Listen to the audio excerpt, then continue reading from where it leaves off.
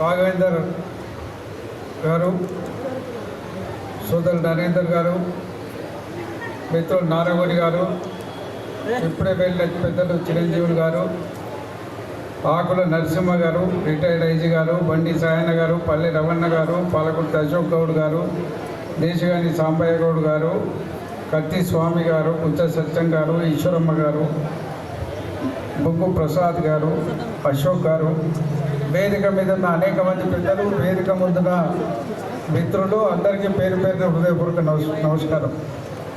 కాలాతీతమైంది. సాధారణంగా మనం సమావేశాలు పెట్టుకుంటేనే పొద్దున 10 గంటల స్టార్ట్ అయ్యే వరకు 12 అయిపోతుంది. 1 గంట అయ్యే వరకు అన్నం టైం మొదలవుతుంది. మాట్లాడే వాళ్ళు ఇబ్బంది పడే పరిస్థితికి వస్తుంది. వినే వాళ్ళకు కూడా గోసే ఉంటుంది. దయచేసి ఈరోజు సోదరుడు రాఘవేందర్ గారు ఒక సదుద్దేశంతో రాజ్యాధికారం కోసమే మనం పోరాటం తప్ప మధ్య మధ్య డిమాండ్ల కోసం మనం పోరాడి అలసిపోయినాం. వాటి మీద దృష్టి సారించే కంటే రాజ్యాధికారం వైపు వెళ్ళడమే మంచిదన్న సంకల్పం కొద్దీ ఈ కార్యక్రమాన్ని ఏర్పాటు చేసినందుకు వారిని హృదయపూర్వకంగా అభినందిస్తూ, ఇవాళ రాజ్యాధికారం కోసం పోరాడాల్సిన అవసరం ఉంది. సమాజం మీద బాధ్యత కూడా ఉంది. ఎందుకంటే దాదాపు 75 ఏళ్ళ పైన వచ్చిన స్వతంత్రంలో మనకు ఈరోజు కళ్ళగట్టగన్నట్టు కనపడేది బీసీలకు ఒక మంత్రిత్వ శాఖ లేదు. కేంద్రంలో 75 ఏళ్ళు గడిచినా బీసీలకు మంత్రిత్వ శాఖ లేదు. నిన్ననే జనగణనలో భాగంగా ఇళ్ల లెక్కలు మొదలైనవి. మన బీసీల లెక్కలు ఎప్పుడు మొదలైందో తెలియదు. మరి ఈ 75 ఏళ్ళ పాటు జనగణన అడ్డుకున్న ఈ కేంద్రంలో ఉన్న రాజకీయ పార్టీలు తప్ప ఇంకో పార్టీలు కావు.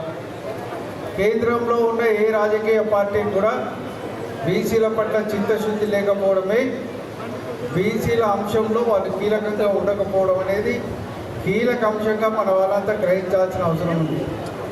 అప్పుడప్పుడు మనకు బీసీ కమిషన్లో వచ్చినా దానికి రాజ్యాంగబద్ధమైన హోదా లేకపోవడం, హోదా ఇచ్చినా నిధులు ఇవ్వకపోవడం, ఆ రెండిచ్చిన అధికారాలు ఇవ్వకపోవడం ఈరోజు కూడా కేంద్రంలో కొనసాగుతున్న నేపథ్యం ఉంది. గతంలో రాజ్యసభలో ప్రకటించిన రాజ్నాథ్ సింగ్ గారు బీసీల జనగణన కూడా బీసీ కమిషన్ ద్వారానే చేయిస్తానన్నారు. వాళ్ళే బాధ్యత వహించినట్టు చేస్తానన్నారు. 2018లో ఇచ్చిన మాట 2018 వరకు గాలి మాట అయింది. ఇవాళ 2 రాజకీయ పార్టీల యొక్క నినాదాల మధ్య చివరికి అది ఈసారి కులగణన చేయడానికి ఒప్పుకున్న నేపథ్యం ఉంది తప్ప చిత్తశుద్ధితో చేసే కార్యక్రమం కాదని మనందరం గ్రహించాల్సిన అవసరం ఉంది. ఎందుకంటే ఆ రాజకీయ పార్టీలకు సంబంధించిన వాళ్ళు ఇక్కడ కూడా ప్రభుత్వంలో ఉన్నారు, వేరే రాష్ట్రాల్లో కూడా ప్రభుత్వంలో ఉన్నారు. మరి వాళ్ళు బీసీల కోసం ఏం చేస్తున్నారు, వాళ్ళ ఎజెండాలో ఏ అంశాలు ఉన్నాయనేది కూడా మనం కీలకంగా చూడాల్సిన అవసరం ఉంది. మీకు అందరికీ తెలుసు 42% రిజర్వేషన్లు ఏ రకంగా నీరు గారిపోయినాయి అనేది. నిజంగా మీకు అందరికీ ఒక విషయం చెప్పాలి. ఇక్కడ బిల్లు చేయడమే 32C కింద బిల్లు తయారు చేసి పంపించినాం. అది గవర్నర్ ఆమోదం తర్వాత రాష్ట్రపతి ఆమోదం బిల్లులోనే ఉంది. బిల్లు పంపేటప్పుడే తెలుసు రాష్ట్రపతి ఆమోదం కావాలని. బిల్లు ఢిల్లీకే పోలే, ఢిల్లీలో ధర్నా మొదలైంది.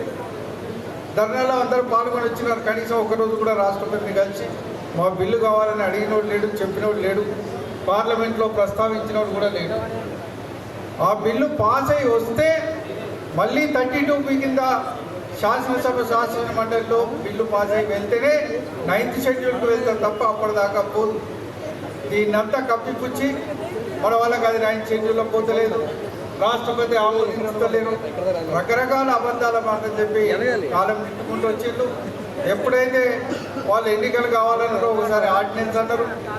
మనలు బిల్లు పెట్టంగానే పాలాభిషేకాలు, సన్మానాలు, శాలువలు కప్పుడు, తర్వాత ఆర్డినెన్స్ అప్పుడు పోయి మళ్ళీ ఒకసారి శాలువలు కప్పుడు. ఏ ఆర్డినెన్స్ కాదు, ఒక జీవో తీసి మళ్ళీ మీకు రిజర్వేషన్ ఇస్తామంటే మళ్ళీ పోయి సన్మానాలు చేసి శాలువలు కప్పొచ్చింది.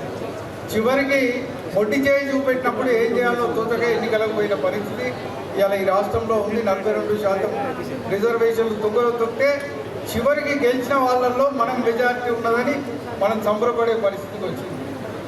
ఈ దుస్థితి నుంచి మనం బయటికి రావాల్సిన అవసరం, బాధ్యత ప్రతి బీసీ బిడ్డ మీద ఉంది.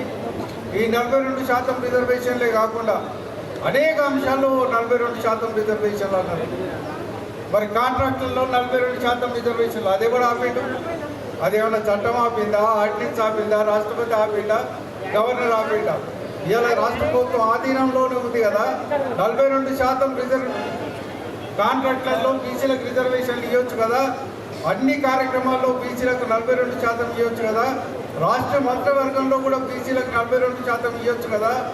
ఈ రకమైన కార్యక్రమాలు వాళ్ళు చేయడానికి ఇష్టపడే వాతావరణం లేని పరిస్థితి ఇలా రాష్ట్రంలో ఉంది.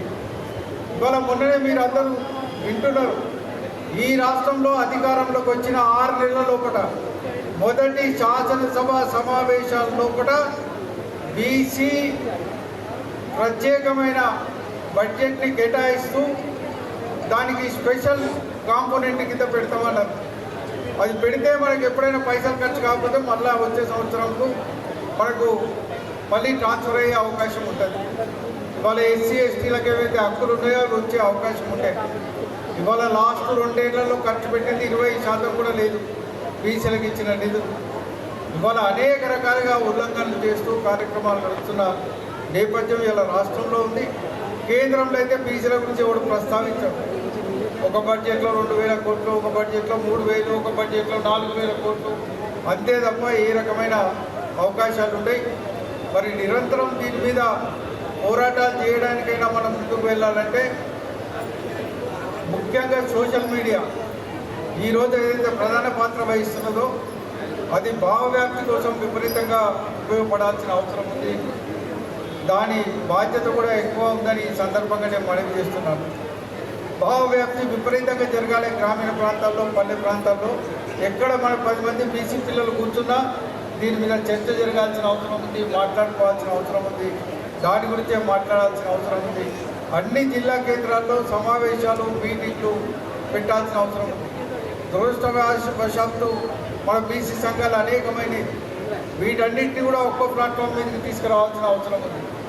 పెద్దలు చిరంజీవి లాంటి వాళ్ళు కొంచెం ముందుకు వచ్చి నాన్ పొలిటికల్ ఫేస్తో ఉన్న వాళ్ళు ముందడుకుంటే అనేక సంఘాలని ఒక్క వేదిక మీదకి తీసుకొచ్చి నిరంతరం ఐక్యతతో మన కార్యక్రమాలు చేస్తే ఇంకా బలంగా ముందుకు పోయే అవకాశం ఉంటుంది. ఏ పొలిటికల్ పార్టీ నుంచి ఎవరు పెట్టినా మిగతా వాళ్ళు పార్టిసిపేట్ కాని పరిస్థితి ఇవాళ ఉంది.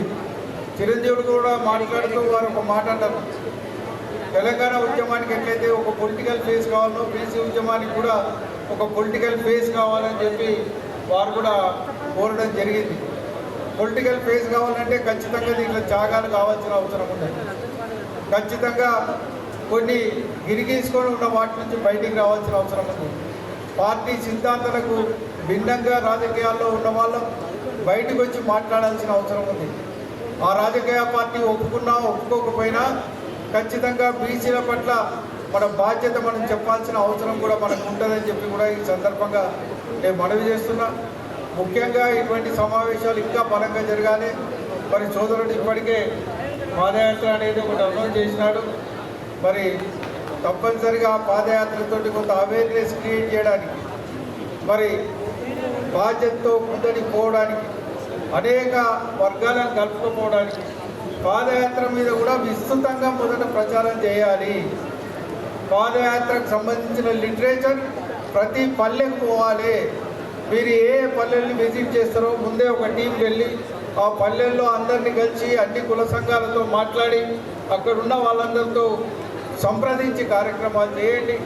తప్పనిసరిగా నా వంతు సంపూర్ణ సహకారం మీకు ఎల్లవేళలా ఉంటుందని చెప్పి మీరు ఎక్కడైతే మేము ప్రాతినిధ్యం వహిస్తున్నామో ఆయా వర్గాల నుంచి మరి సోదరుడు రాఘవేందర్ గారు చేసే కార్యక్రమంలో మా వంతు కృషిగా మేమందరం భాగస్వాములు అవుతామని చెప్పి ఈ సందర్భంగా నేను మనవి చేస్తూ ఇందులో పాల్గొనే అవకాశం కల్పించినందుకు వారికి హృదయపూర్వకంగా ధన్యవాదాలు తెలియజేసుకుంటూ సెలవు తీసుకుంటున్నా. జై బీసీ, జై బీసీ, జై బీసీ, జై Telangana. Thank you very much sir. వ్యవస్థాపక అధ్యక్షులు సోదరులు రాఘవేంద్ర గౌడ్ గారికి, అలాగే కార్యక్రమానికి విచ్చేసిన పెద్దలు బండ ప్రకాష్ గారికి, ఇప్పుడే వెళ్ళిన చిరంజీవి సార్ గారికి, వెంకట సామన్న గారికి, పల్లె రఘుకుమార్ అన్న గారికి, నారగోన్ అన్న గారికి, రాజు గారికి, బొమ్మ రఘురామన్న గారికి, వెంకన్న నేత గారికి, వేదిక పైనున్న అతిరథ మహాసరాధులందరికీ, అలాగే వేదిక ముందున్న బీసీ ఉద్యమ సోదరులందరికీ కూడా పేరు పేరున ఉద్యమాభివందనాలు. సోదరులారా, ఇప్పటివరకు మాట్లాడిన పెద్దలందరూ కూడా మీకు అన్ని విషయాలు, బీసీలకు ఎక్కడ వెనుకబడబడినాం, ఎందుకు వెనుకబడబడినాం, ఏం చేస్తే మన భవిష్యత్తు ఇంకా మారబోతోంది, ఏం చేయాలన్న విషయం నుంచి కూడా చాలా విషయాలు చెప్పారు. మరి మీరు చూస్తే గత కొంతకాలంగా తెలంగాణలో అద్భుతంగా బీసీ ఉద్యమం చాలా బ్రహ్మాండంగా ముందుకెళ్తుంది. బీసీ భావజాల వ్యాప్తి రాజధాని నుంచి నగరాల వైపు, అలాగే పల్లెల వైపు ప్రవహిస్తోంది. ఆ ప్రభావంతోనే మొన్న జరిగిన గ్రామ పంచాయతీ ఎన్నికలైతేనేమి, మున్సిపల్ ఎన్నికలైతేనేమి దాదాపుగా 60% పైగా గెలుచుకోవడం అనేది నిజంగా బీసీల విజయం. తెలంగాణ అంటే పోరాటాల పురిటిగడ్డ. ఆనాటి స్వాతంత్రానికి ముందు రైతాంగ పోరాటం నుంచి మొదలు పెడితే మొన్న జరిగిన తెలంగాణ ఉద్యమం వరకు కూడా పోరాటాలు అనేది తెలంగాణ ప్రజలకు కొత్తేం కాదు. కానీ ఆ పోరాటాలు ఎందుకు చేస్తున్నాం, దేనికి చేస్తున్నాం, ఏం చేస్తే ఏమొస్తుందన్న విషయాన్ని మనము గ్రామ స్థాయి వరకు భావజాల వ్యాప్తి ద్వారా, వివిధ వేదికల ద్వారా, ఇలాంటి వేదికలు ఇంకా 100 వేదికల ద్వారా, వేలాది మంది నాయకుల ద్వారా గ్రామ స్థాయి వరకు భావజాల వ్యాప్తి వెళ్ళాల్సిన అవసరం ఉంది. మీరు చూస్తే తెలంగాణ నీళ్లు, నిధులు, నియామకాలని ప్రతి తెలంగాణ బిడ్డకు అర్థమయ్యేటట్టు తెలంగాణ మన రాష్ట్రాన్ని మనం పాలించుకుంటే మనకు వస్తే ఏమవుతుంది, మన నిధులు వస్తాయి, నియామకాలు వస్తాయి, నీళ్ళు వస్తాయి అంటేనే పల్లెలో ఉన్న ప్రతి బిడ్డ జై తెలంగాణ అని చెప్తేనే ఈరోజు తెలంగాణ ఉద్యమం విజయవంతమై మన రాష్ట్రాన్ని సాధించుకున్నాం. మరి సాధించుకున్న తెలంగాణలో భౌగోళిక తెలంగాణ మాత్రమే మనకు సిద్ధించింది, కానీ సామాజిక తెలంగాణ ఇంకా కళ రూపంలోనే ఉండిపోయింది. కాబట్టి మన రాజ్యం కోసం మనం పొందెత్తాల్సిన అవసరం ఉంది. చిరంజీవి సార్ అద్భుతంగా లెక్కలు చెప్పారు. 20 సంవత్సరాల క్రితం ఉమ్మడి ఆంధ్రప్రదేశ్ బడ్జెట్ 30,000 కోట్లు, ఈరోజు 3 లక్షల కోట్లు. 20 సంవత్సరాల క్రితం బీసీల బతుకులు అక్కడే ఉన్నాయి. 20 సంవత్సరాల తర్వాత కూడా ఈరోజు అవే సంక్షేమ పథకాల కోసము, అవే స్కాలర్షిప్ల కోసం, అవే వాటి కోసం మనం ప్రతి నిత్యం ప్రభుత్వాల ముందు సాగిలపడాల్సిన అవసరం ఉంది, సాగిలపడుతున్నాం. మరి ఎందుకు 30,000 కోట్ల బడ్జెట్ 3 లక్షల కోట్లు అయిన తర్వాత కూడా మిగతా బడ్జెట్ సామాన్యులకు అందకుండా ఎవరి జేబులోకి పోయినాయి? 20 సంవత్సరాల క్రితం కారులో పెట్రోల్ పోసుకోవడానికి కూడా వీలు లేని నాయకులు ఈరోజు 1000 కోట్లు, లక్షల కోట్లు మన సొమ్ము తీసుకొని ఈరోజు మనమే పెత్తనం చెలాయించే పరిస్థితి ఉంది. వీటన్నిటికీ ఏకైక పరిష్కారం రాజ్యాధికారం. మరి రాజ్యాధికారంలో డాక్టర్ అంబేద్కర్ గారు మనకు అద్భుతమైన ఓటు హక్కు ఇచ్చారు. మన ఓటు మనం వేసుకుంటే, మన వర్గాలకు వేసుకుంటే మనకు బీసీ రాజ్యాధికారం వస్తుంది. మనల్ని పాలించుకుంటే, పాలకులుగా మనం ఉంటేనే మనం ఏదైనా సాధించుకోగలుగుతాం, మన వర్గాలకు వడ్డించుకోగలుగుతాం, మన వాళ్ళకి ఏదైనా మంచి చెడు చూసుకోగలుగుతాం. కాబట్టి పార్టీలు ఏమైనా సరే, ఇంతకుముందు వెంకటేష్ అని అంటున్నాడు, మన ఓటు మనం వేసుకుంటే ఇంకొకరిని అడగాల్సిన అవసరం ఏముంది. నిజంగా చిన్న విషయమే, కానీ చాలా పెద్ద ఎత్తున గ్రామస్థాయి వరకు వెళ్ళాల్సిన అవసరం ఉంది. ఆర్ కృష్ణ గారు సుదీర్ఘ కాలంగా చేస్తున్న బీసీ ఉద్యమం వల్ల ఈరోజు గ్రామస్థాయిలోకి వెళ్ళిన బీసీ ఉద్యమ భావజాలంతో మనం గ్రామస్థాయిలోనే సర్పంచులుగా చాలామంది 60% పైగా గెలిచినాం. మరి పల్లెలే పట్టుకొమ్మలు, పల్లెల్లోనే మన వాళ్ళు ఉండి పరిపాలనే మన చేతిలో ఉన్నప్పుడు మరి దాని తర్వాత వచ్చిన అసెంబ్లీ సీట్లు అయితేనేమి, పార్లమెంట్ సీట్లు అయితేనేమి అదే ఉత్తేజంతో, అదే లక్ష్యంతో మన ఓట్లు మనకే వేసుకోవాలన్న లక్ష్యం ఉంటే రేపు పొద్దున కొత్తగా రాబోతున్న అసెంబ్లీ సీట్లు అయితేనేమి, ఆల్రెడీ ఉన్న 119 సీట్లు అయితేనేమి, ఎంపీ ఎమ్మెల్యే సీట్లు అయితేనేమి మన ఓటు మనమే వేసుకోవడం ద్వారా అద్భుతంగా ముందు తీసుకెళ్ళొచ్చు అని చెప్పేసి ఈ వేదిక ద్వారా మరొకసారి తెలియజేస్తూ, సోదరుడు రాఘవేంద్ర గౌడ్ గారు ఏర్పాటు చేసిన బీసీ రాజ్యాధిక వేదికకు ఆర్ కృష్ణ గారు, అలాగే జాతీయ బీసీ సంక్షేమ సంఘం ఎల్లవేళలా అండగా ఉంటుందని చెప్పి, మనం అందరం కలలు కన్న రాజ్యాధికారం సాధించాలంటే ఇలాంటి నాయకులు, ఇలాంటి వేదికలు ఇంకా రావాల్సిన అవసరం ఉంది. ఆ వేదికల ద్వారా మనం